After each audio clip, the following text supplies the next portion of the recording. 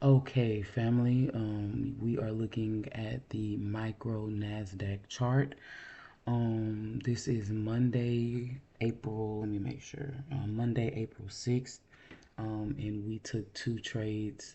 I really hate taking two trades on a Monday, but I really did have faith in this setup.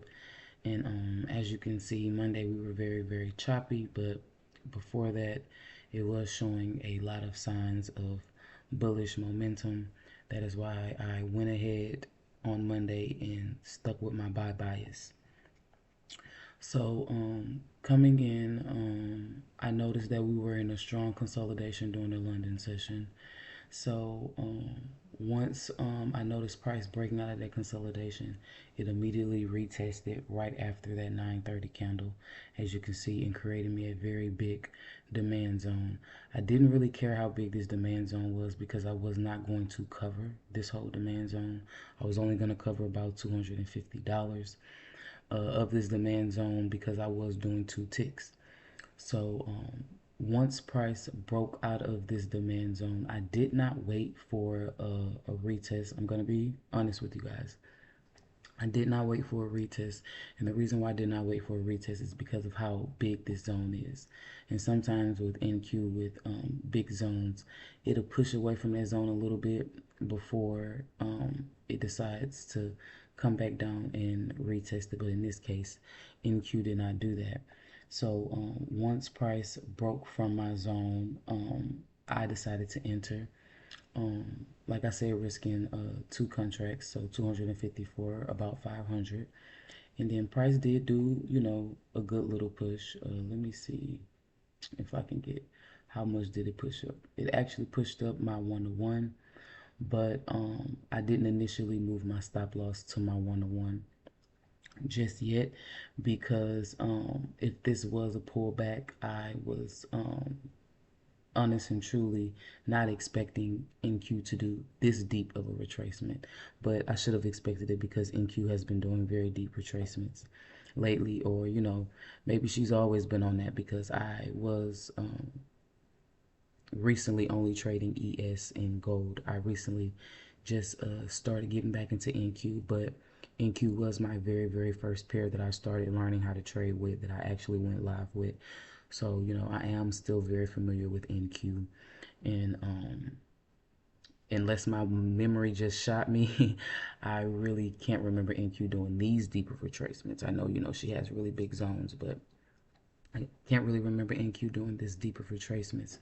So, yeah, this was the Monday, so I didn't think we would do some deep retracing, but as you can see, we did, and I ended up adjusting my stop loss to about what is this, $195 instead of me moving it all the way to break even. I just adjusted it a little bit because if I'm not mistaken, I was a little bit over 250. I think it was like 255 or 260, one of those. So I did adjust my stop loss slightly, a little bit under $200, so it just wouldn't be that crazy of a risk loss if I was wrong on this trade. And I was, and I ended up taking that loss. But when price did come down, it did do a retest of my midpoint, and as you can see, it failed to really close below my zone. So when I saw that and my zone was still valid, I was like, okay, if price does break out of my zone again, I'm going to go ahead and enter into the trade. Was I aware in that moment that my second entry was literally lined up with my first entry? I was not aware until after the session, and I was journaling my trades, and I realized, oh crap, like you literally entered in the same exact entry spot as your first trade, which I was not aware of that. But yeah, I didn't enter immediately. I waited for price to give me the retest of the area that it just broke from, which it did.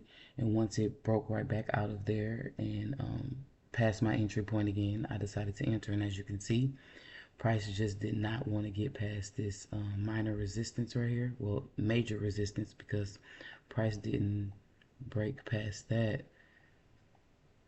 shoot until the next day actually. So yeah, that was a major resistance area that literally kept price into a consolidation into the next day, and I ended up taking a full loss on this trade of $250. So I think altogether on that day, a girl ended up having a red day of $437.96, and I was not wanting to lose that much that day, but when you have faith in the setup and you trust yourself and you trust your strategy and trade, that's what comes with the territory. So it was under $500, so I wasn't really too feeling any type of way. I did have a little cover room on my account, so this trade actually only ended up taking me probably like to like 49,800. So it did take a little bit of the profits that I had, but it was okay. I wasn't just like deep in a hole in the account. So I wasn't too much tripping on that day, you guys. So yeah, Monday was a red day. Excuse me, you guys. I did catch a trade on Tuesday. So let's go to Tuesday, you guys. Oh no, my bad. I did not catch a trade on Tuesday. Yeah, Tuesday was a no trade day for me. I didn't catch a setup. So yeah, either I didn't catch a setup or I think I had something I had to do. So I decided not to trade. So this was Wednesday, you guys. On NQ, we did end up catching a trade. So, and we caught a trade a little later than I wanted to, but it's okay. Initially going into Wednesday, I was looking for buys. I was looking for buys, and reason why I was looking for buys, let me cut my sessions on so y'all can see. The reason why I was looking for buys is because I noticed in my London session that we did break through my Asian high, but we went into a consolidation, and I thought that New York would continue that trend. But in this case, when I saw that 930 candle take out my London low, I decided to wait to see if price would give me another demand and correct itself.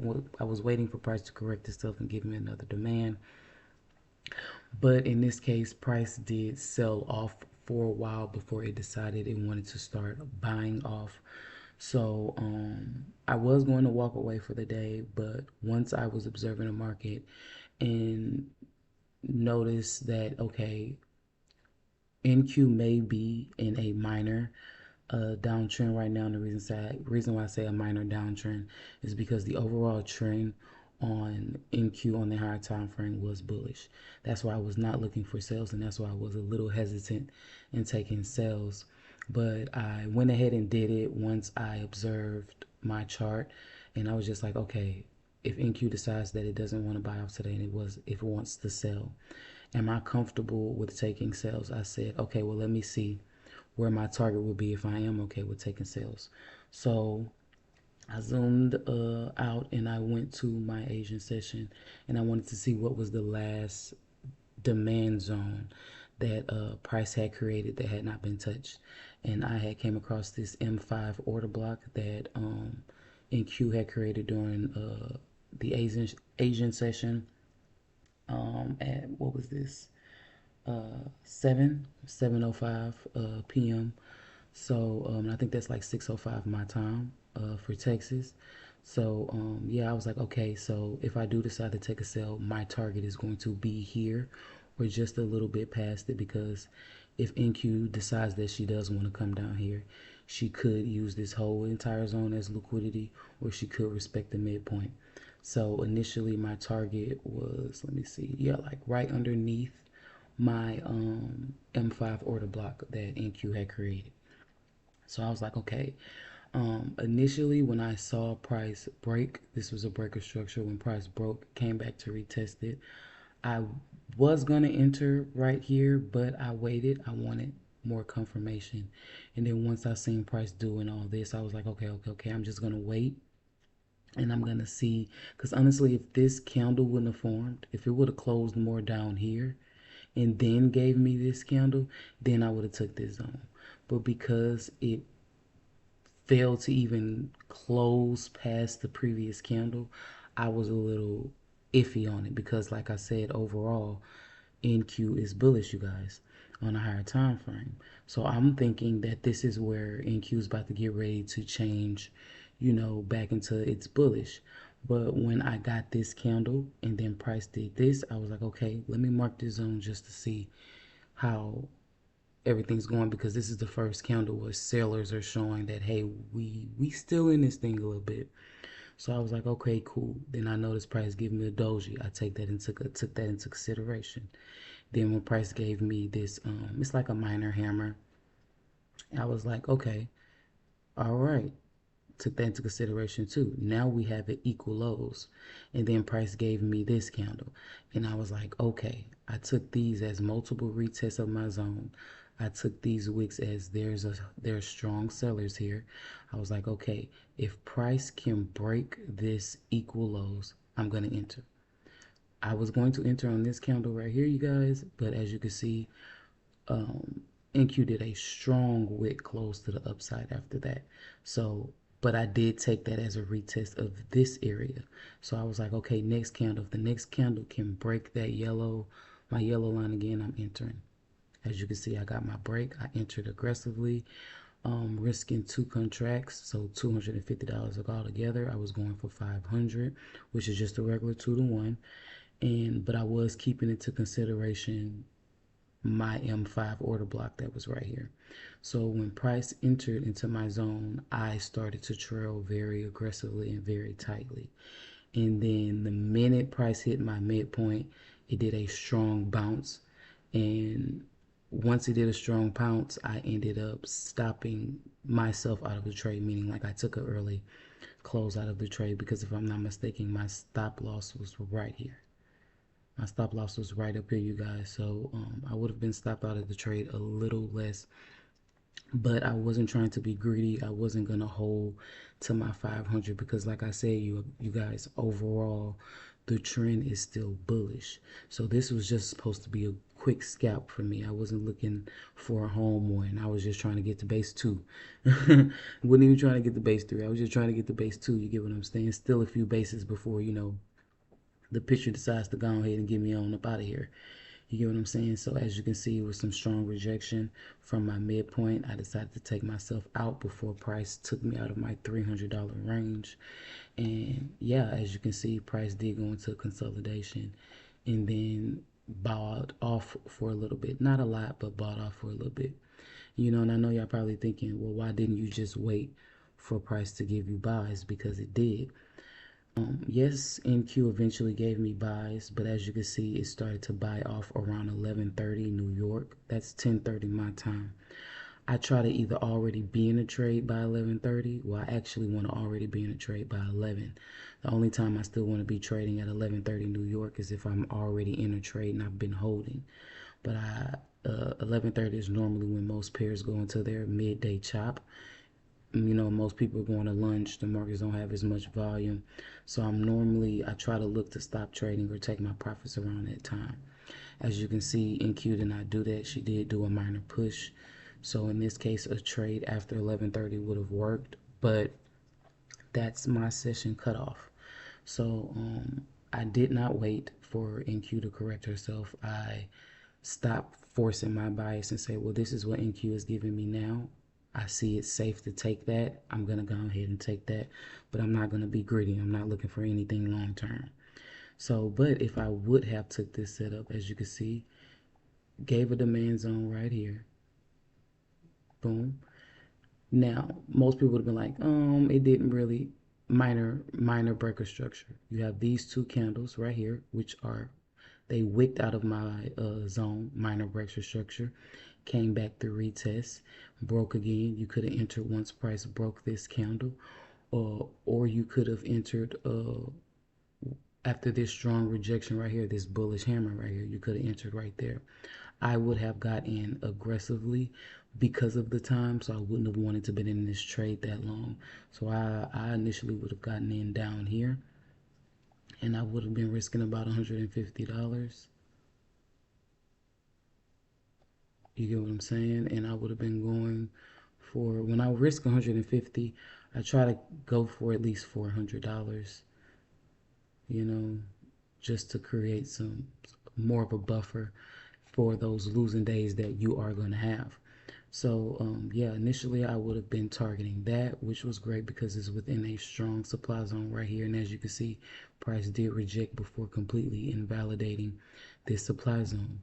And yeah, if you wanted to make this a stronger trade, you had a fair value gap right here. Boom, that price came back and let me see right there. They came back and retested. You could also use this as a demand zone. You could use this to add contracts. Um, I would have already been in for two contracts. So top step for $50,000 account, you only can do two contracts. So I would have been in on my max. But if I would have got in on one contract, I definitely would have added another contract right here. Risking $100, going for my same initial target, and boom, it would have been let me see, 4 plus 286. It would have been, almost a $700 day if I wanted to take the buys. But as I stated, that was beyond my trade time for me. So, but yeah, I watched NQ do all this. I watched her correct herself and everything. So yeah, you guys, that was a great day, trade day for me. Let me give y'all my exact total I end up taking home. I end up taking home like 325.04. And the reason why I end up taking home a little bit more because I did take myself out the trade at like 312. I accidentally entered into buys at first, and when I realized it, I hurried up and took myself out of the trade. But the trade was in profit because the bearish candle I entered on for buys instead of sales, it was in a retracement, so it was going up a little bit. So I did get like $9, $10 profit from that. So that's why my ending day was 325, a little bit more than what I took in this trade. So yeah, you guys, we got a green day on Wednesday. We knocked out majority of that loss on Tuesday, on Monday. So yeah, we caught another trade on Thursday as well. So let's go look at it. All right.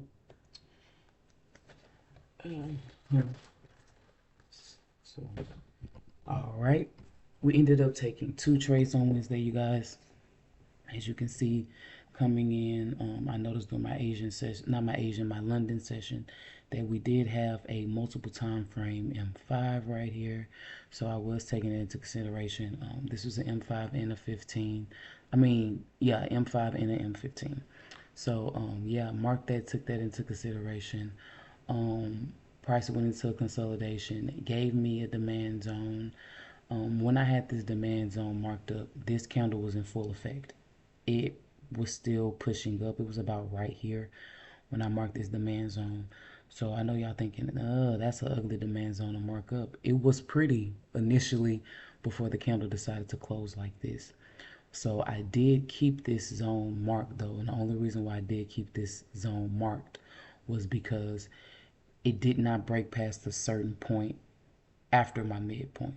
See, it was a nice little resistance area right here that was creating.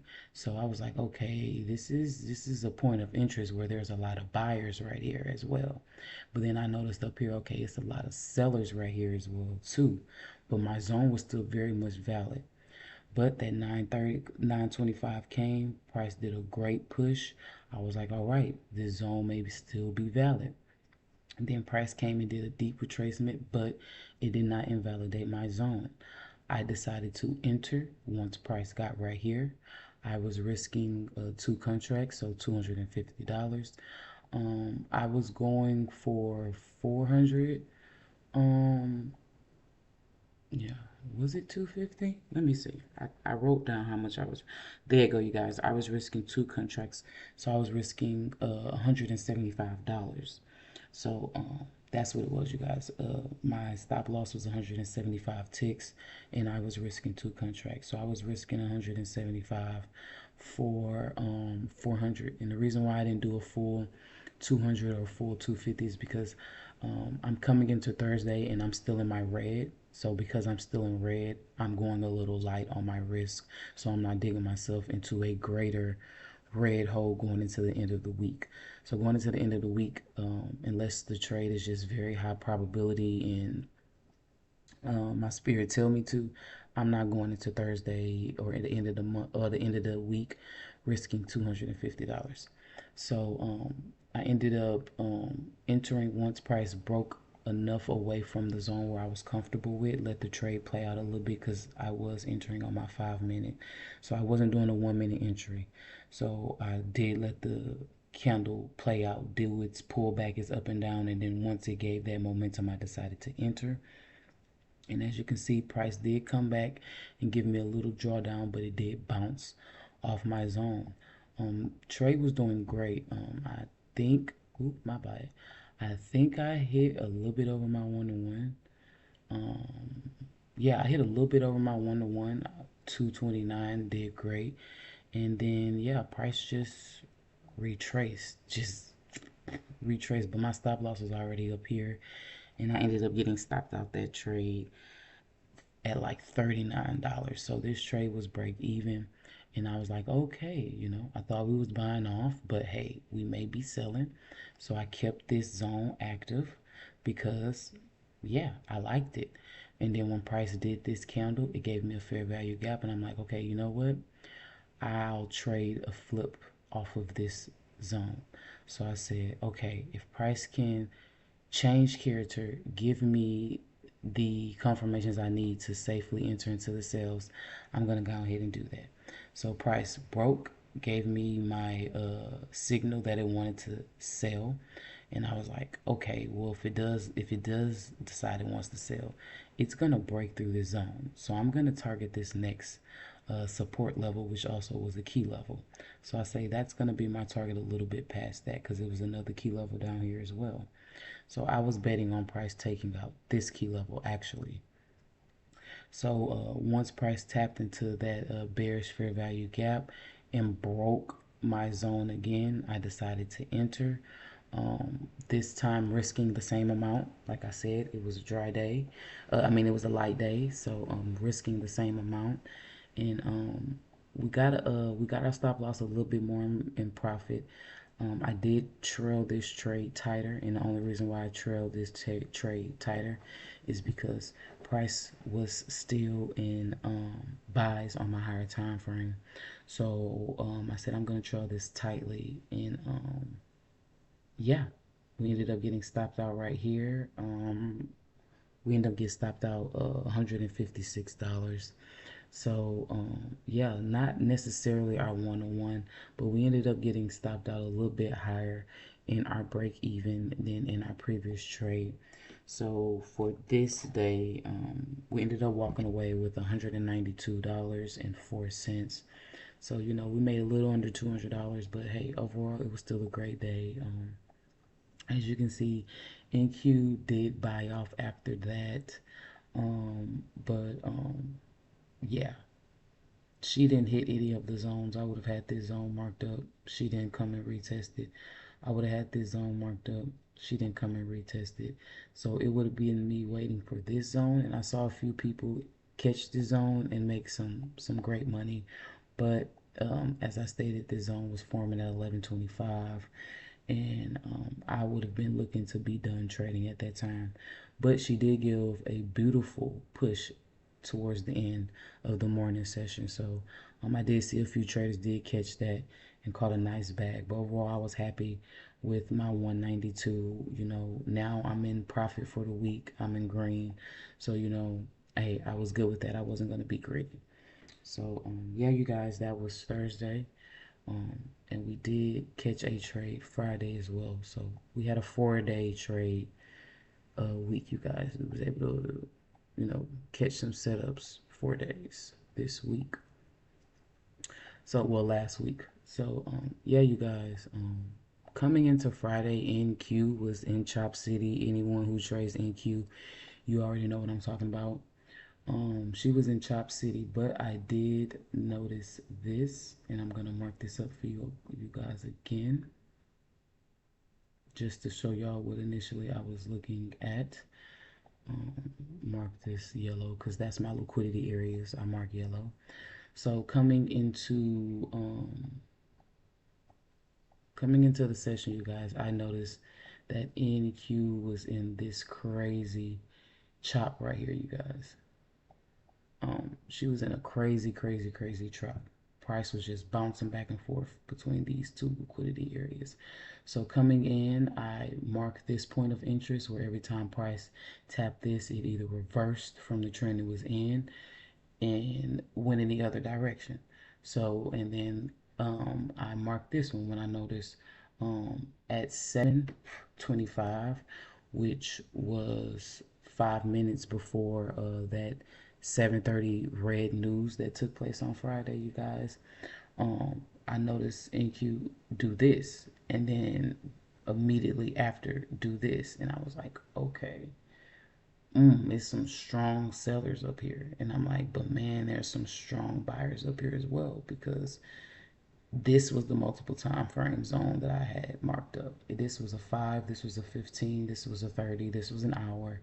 This was a multiple time frame zone right here. So I marked this up, and I noticed that price confirmed this zone had some buyers here when it did that great push, came back, created a imbalance right here, straight volume imbalance, and shot up again. But I'm like, man, it is some sellers up here, and Q does not want to break past this. So I just waited, because this is all this is a liquidity pool. I just waited for price to do what it needed to do. I was not going to trade any of this. So price wicked again. I'm like, okay, I need a candle to go below this zone to let me know that, hey, I'm breaking out of this trend, but I still wasn't looking to sell. I was looking for price to break out this trend to hit this multiple time frame, because price already told me I have enough buyers here to, you get what I'm saying, get the job done, or at least get the job done for a short period of time. So once price tapped into this zone, it formed me another zone. So my candle that tapped my multiple time frame zone just so happened to be a bearish doji, which is great. Use that as a newly formed demand zone created off a old formed demand zone. So that's still letting me know that buyers is in that thing. So I was like, okay, we're still at an indecision, because doji means indecision. So I was like, all right, if price can give me a bullish candle and it breaks past that candle, I'm entering. I'm not necessarily waiting for price to come and retest this zone right here. I wasn't waiting for a retest of the newly formed M5 demand zone. I wasn't waiting for that, because price, because of this, NQ is showing me that I still don't know what I want to do. And even with this is still not showing me what I want to do. So I wasn't trying to hit home run with this trade. As you can see, my target was literally outside of the interest point of my point of interest, where NQ just could not get past. So that's initially where I was targeting, which also was right above a key level. So I was like, yeah, I wasn't trying to go too crazy, because NQ was still showing me I didn't know what I wanted. She didn't want to do. You get what I'm saying? So I entered here, risking, if I'm not mistaken, let me see my exact risk.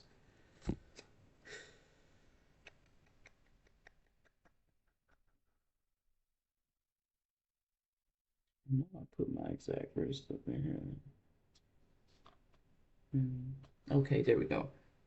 Like I said, it was we were going into the end of the week, so I wasn't doing like a crazy risk. I was risking $140, so I was doing two contracts of 140 ticks, and I was going for about 300 ticks. So like I said, it was a light day. Wasn't trying to be greedy. Well, I was actually going for 305, for those taxes and fees. So yeah, I wasn't trying to be greedy. It was the end of the week. I had already traded past my red. I had already got my account in the green, so I wasn't just trying to like hit any home runs. It's the end of the week, not trying to do nothing crazy. So yeah, price did beautifully. Gave me a little wiki action, which was letting me know that, hey, it's some buyers, because they do not want price to sell. So this was just more confirmation to hold. Once price gave me this bearish doji and then broke past it, I adjust my stop loss to right here, and then immediately I said, if we break through that key level, I'm trading tight. And as you can see, we broke through that key level and I started trading tightly. You guys, price was 7 ticks away from full TP. 7 ticks away from full TP. Price literally, once it hit this key level, it wicked up like that. Immediately wicked up, dropped back to the key, to my key level, and that's when I adjusted my stop loss immediately underneath that key level, because I'm like, whoa, it's some buyers right there. But I was still hoping that price could push and give it to me, but ended up retracing and knocking me out the trade. And it knocked me out at $241, but after fees I ended up walking away with $293, no, $239.52, you guys. So, you know, I was only about $60 away from my full TP. So I wasn't really tripping. I wasn't like, you know, beating myself up. I was actually happy. You know, I gave myself a nice green push towards the end of the week and got myself back in green for the week and for the month. So I was proud of myself. And as you can see, price did come down to retest this fair value gap. If I would have kept my stop loss where it was originally, I would have been stopped out this trade like right here, you guys. Let me get the line so y'all can see it better. Right here. I would have been stopped out right here. And I did tell myself, okay, if I do get stopped out of this trade when price was doing all these wicks, I said I was going to hop in again if price retested this demand. And as you can see, price never retested the demand. And then by the time it did, price just broke through it. It just broke through it, you guys. So it broke through it and ended up tapping into that 4 hour and that 1 hour that I had marked, and then just went into consolidation and then bought off before she closed for the weekend, you guys. So yeah, but as you can see, yeah, deep retracement like NQ's been doing lately, deep retracing, some back and forth action. I know this probably stopped some people out who was holding, because this probably would have got me tripped up as well. I'm not even going to lie to you. But eventually, NQ did ended up hitting full TP. It hit full TP probably like an hour and 10 minutes after I entered into the trade. So I was only in the trade for about 25 minutes, maybe. Hold on, I got in at like 10, 15, 10, 12, and then took a full exit. So like 15 minutes. But yeah, would have had to sit through all this and probably still would have ended up getting stopped out. But as you can see, NQ hit full TP and just reversed for the day.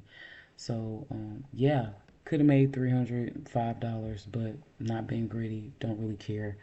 Your girl did amazing. Let me give y'all the exact amount of what your girl ended up taking home for the week. I am recording my videos on my laptop for right now, so it'd be hard for me to get my pictures of my profits and stuff, because I don't really take pictures from my laptop. I take it from my phone. So it's really hard for me to get like pictures of my profits, you guys. But I am, when I go back through, like, you know, put the actual total that I made on there for you guys. It may not be like the actual picture of the P&L off of the TopStep app, but you know, it's just gonna be what I added when I edited it.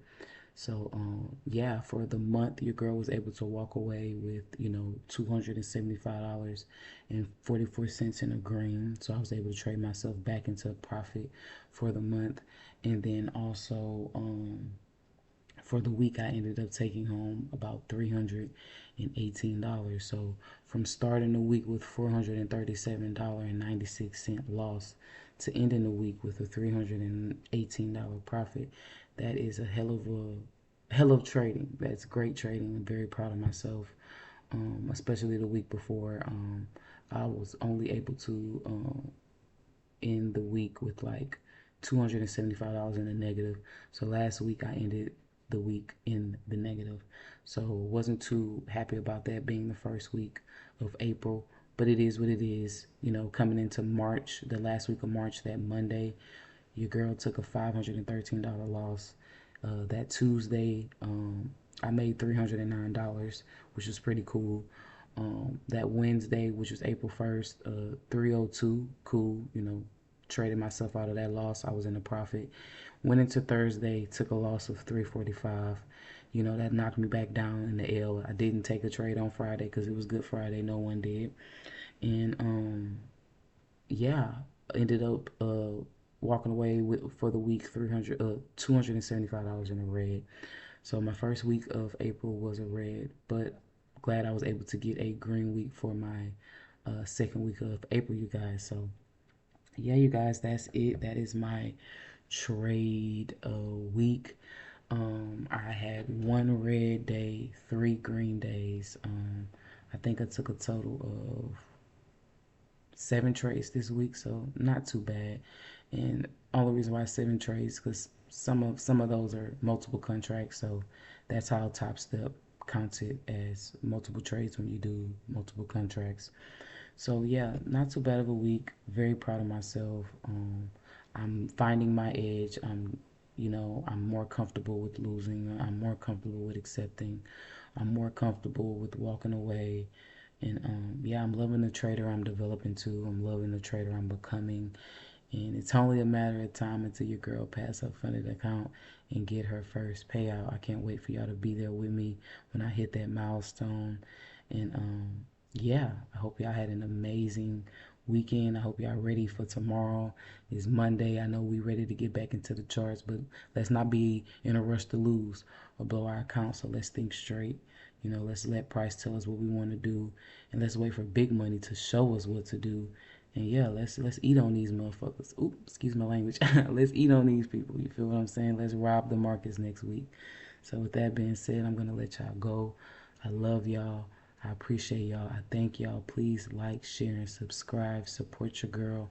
I'm here sharing my journey, but I'm also here, to show that, hey, beginners, we have a platform too. We have a platform for people who are just starting off.